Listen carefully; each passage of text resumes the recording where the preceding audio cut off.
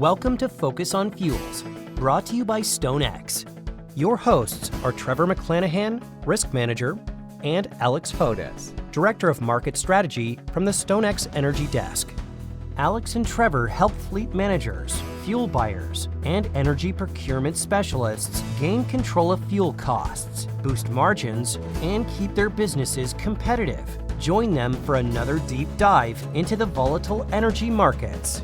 Remember that the trading of derivatives such as futures, options, and over-the-counter products or swaps may not be suitable for all investors. Derivatives trading involves substantial risk of loss. Past results are not necessarily indicative of future results.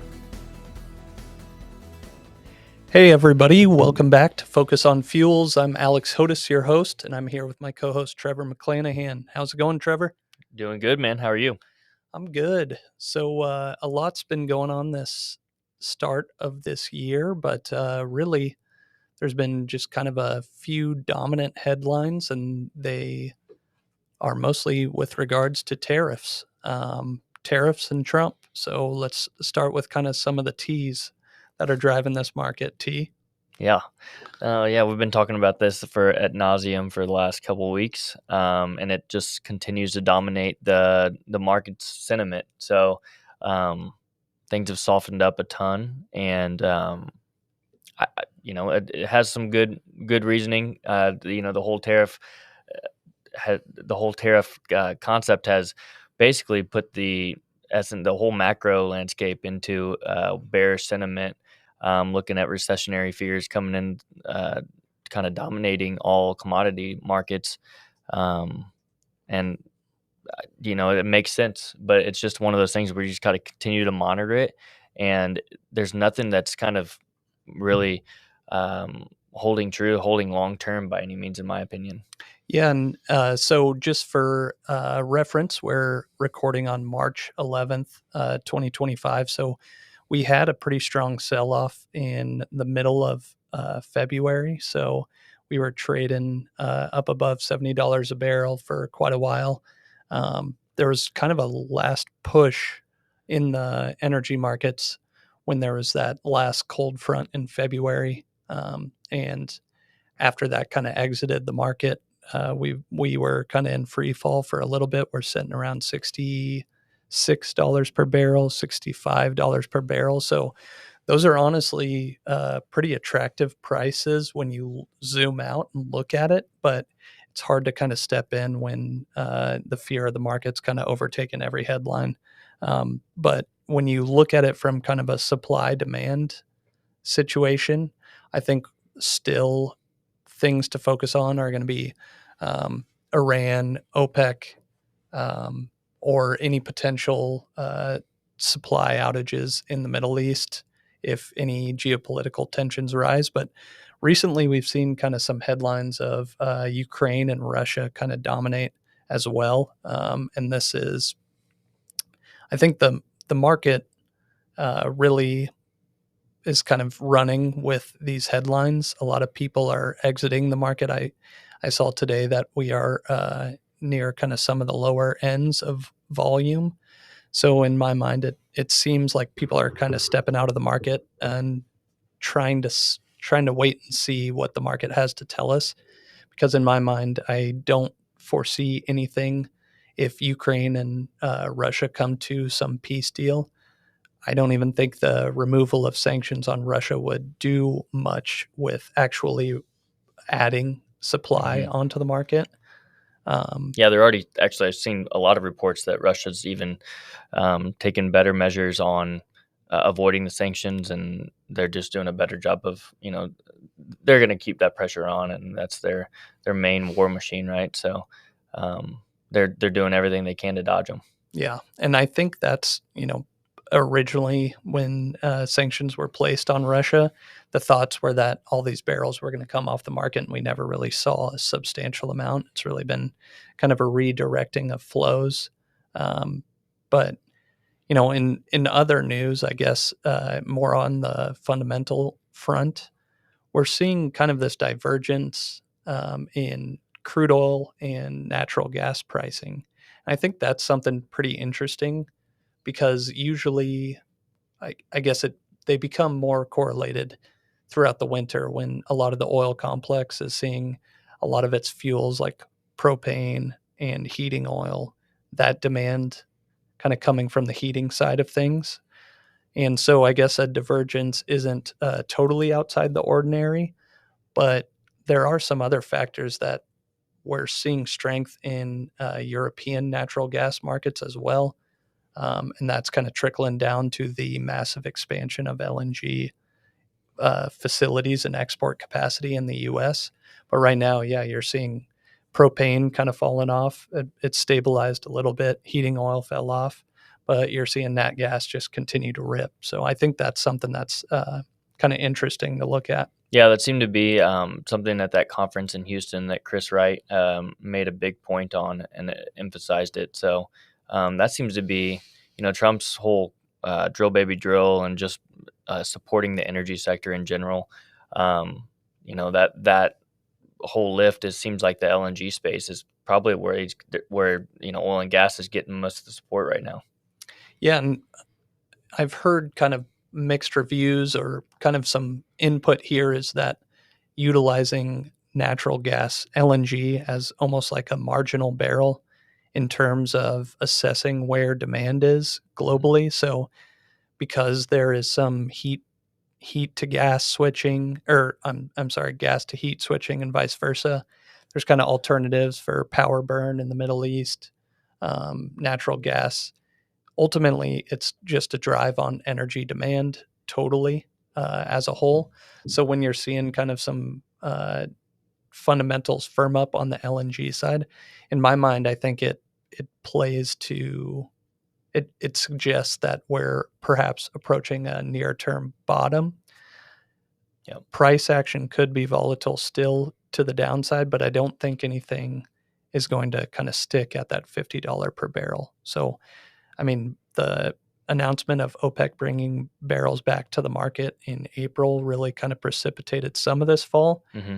But with regards to volumes, that's only 130,000 barrels per day. So for those of you to kind of put that into perspective, there's 100 million barrels per day of supply and demand. So 100,000 barrels per day is just a drop in the bucket. Yeah. So it's kind of a lot of factors that, in my mind, could be kind of looked over with regards to this precipitous fall. So Yeah, I'm thinking things might be able to firm up from here. Yeah, and the statement that OPEC followed with that was basically saying, we're going to continue to monitor the oil market and make decisions based off that. They might have had a little bit of pressure from the Trump administration, and that could have played a little bit of a factor. But those Iranian barrels are expected to come off the market. Trump keeps continuing to add pressure to that, and it depends on how far they take that. But that's one thing that they've been successful in the past, as far as we've talked about how Russia's been able to avoid the sanctions. Iran's going to have more difficulty doing that. They don't have as much of an infrastructure built there, and where they can detour it, more than Russia can. So it's easier for the U.S. to enforce those sanctions. And then, going back to OPEC's statement, it's, to some degree that 138,000 is robbing Peter to pay Paul. You're basically allowing the OPEC members that are not sanctioned to increase production against whatever barrels you're taking off the market from Iran. So it's kind of a net zero effect, and maybe even extra barrels coming off the market, from just those two standpoints. Yeah, I think kind of it's more of a bullish risk than anything. Mm-hmm. But yeah, like you said, some of those OPEC barrels might mediate some of those lost barrels from Iran. But in the EIA's short-term energy outlook that they released today, I saw that they have changed kind of their expectations of Q2 to be a little bit tighter than they expected originally. And they attributed that to Iranian barrels being removed from the market and potentially Venezuelan barrels. So that's something that I need to dive into the data a little bit more so. But overall, I think, when everybody is fearful, this is the time when you need to zoom out a little bit and zoom past the headlines, and that's what has me thinking that we're kind of approaching this kind of a short-term bottom here. Yeah, from a demand standpoint too. I mean, obviously this macro landscape that we're in right now is alarming, but it is kind of self-deprecating to some degree from the Trump administration. I mean, they obviously have an agenda there, but the demand is based off whatever Trump's decisions are with tariffs. I mean, and the North American tariffs is the major one. That's going to, have some demand destruction domestically. So, that's something that we will have to monitor. But at the same time, that's something that's solvable pretty quickly if they do come to some sort of agreements. Now, that doesn't look great right now, but it could change extremely fast. We've seen that many times with this administration. And then Gunvor also came out and said that they are starting to see a slowdown in demand just globally.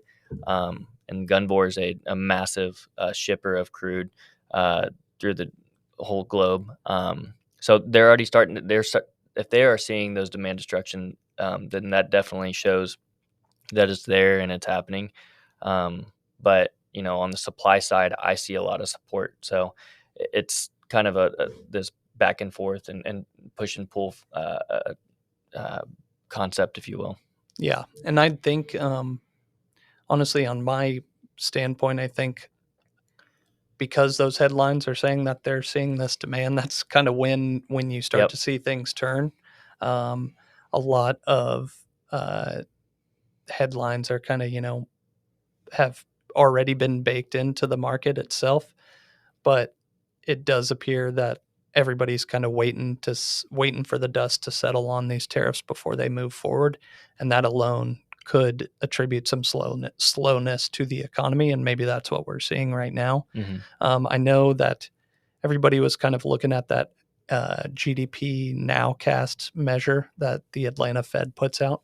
That's where we saw kind of that large drop in two negative values for March, and then the market has kind of like freaked out after they saw that reading.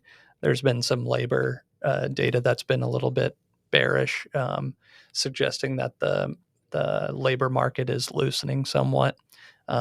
Obviously, all the Doge stuff with regards to trimming employees and making more cuts. So those are all, the opposite of stimulative for the environment. And that's kind of getting baked into the broader market as a whole. But through the longer term period, I don't think this price action in oil is going to kind of stay too long at this low levels. And there are just too many risks to the upside.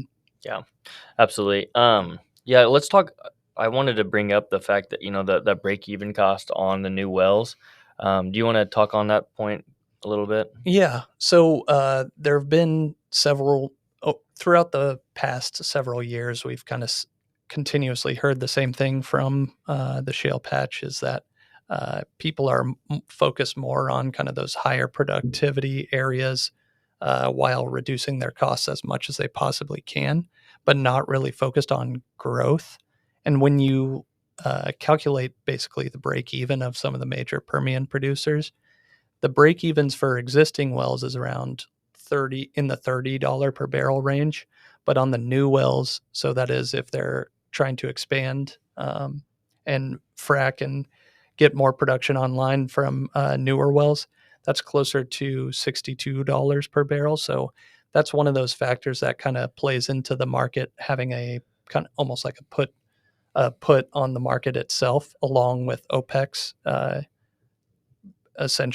essentially they have a put as well on the market. So those two things in my mind kind of allow us to have a bottom in the market, to where if the prices go below that, we're not going to really see much growth at all on the margin, and that could support prices in and of itself. So I'm thinking that if we do see extended price action below that $60 per barrel, I mean, I'd be surprised we stay below that for too much longer. I'm thinking $65 per barrel right now is kind of the technical support. If it breaks below that, we could see a brief moment of kind of some technical selling. with regards to there's option positioning. There's a lot more gamma positioning out there, which tends to increase volatility. So if it drops below that, we could see price moves downward, but I just don't believe that's going to stay at those levels for too much longer because of those fundamentals that are really driving the supply demand picture. Yeah, and that's the main point I'm talking about with all my customers is that's a pretty natural support level. There's really, really long-term support at $65 a barrel, and to that point that you made, at 62 on all new wells, that cost is current on that. And when we continue to tariff metals, and also with this the whole immigration side of things, and if we're going to actually deport a lot of those people, that's going to affect the industrial sector more so than anything else. Obviously, labor costs are going to go up with mass immigration cutoffs there, and then also with the metals. Trump signed.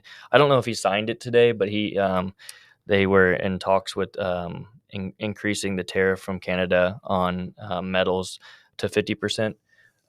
So that's just going to increase that 62% or $62 barrel crude. It could even bring it up, maybe not significantly by any means, but at least at maybe $65 a barrel or 67, somewhere in that range. So there's no the downside to that really, at least what we can see from here on that break even. And that's going to definitely detour these producers to and continue with their sentiment that they've had recently of paying dividends to investors and keeping cash flow strong.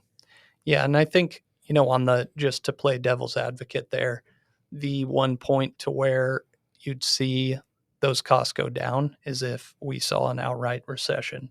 Yep. And I know there are calls for that right now, but thus far we're not really seeing it. And we kind of defer to more of our macro experts here at StoneX. And so they're not really seeing a huge risk of recession, but perhaps an economic slowdown. But that could be temporary because there are still just the factors with regards to kind of a tighter labor market for longer. It's more of a demographic question than anything. And so I think that we will just have a tighter labor market for a longer period of time. Mm-hmm. And like Trevor said, if there's a reduction in the immigration to the U.S., not even if there's mass deportations or not, it's on the margin. Are those changing one way or the other? And I believe we are in a more inflationary environment than we have been previously. So even if economic activity is slowing, I mean, that would be you can still have inflation with economic activity contracting. But that's not really our base case. We're just kind of expecting more of a slowdown.